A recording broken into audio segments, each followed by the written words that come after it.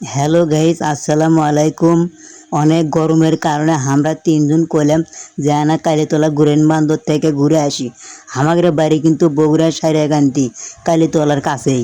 এখন এই আইসে দেখি যে বর্গে থেকে আইসে মেলাগুলো মানুষ আড্ডা মারিচ্ছে আর টিপাটিপি খাচ্ছে।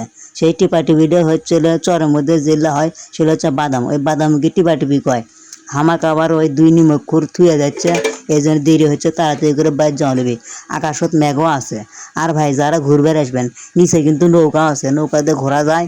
আর হামাগিরে বগুড়ার লোকেরা এসে ভিড় করে টিপাটিপি কিনে নেয় আর বসে বসে খায়।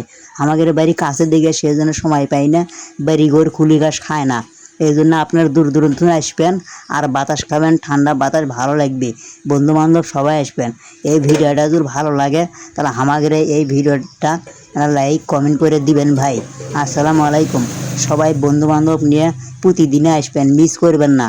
এই আসলে ঠান্ডা বাতাস পাবেন। আসসালামু আলাইকুম। আবারও ভালো থাকেন কইলাম কিন্তু, আইসেন, ভালো থাকেন।